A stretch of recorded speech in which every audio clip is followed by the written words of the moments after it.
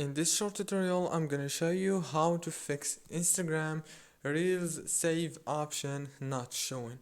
All what you have to do, guys, to fix this problem is open the settings, open the apps, go to the apps, open Instagram, and then go to the storage.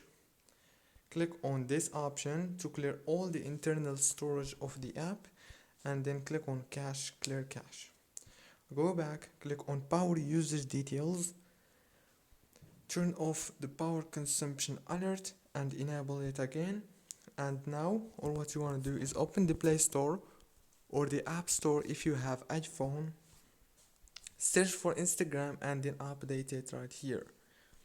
Don't forget to like, subscribe, and thank you so much for watching this tutorial until the very end. See you later.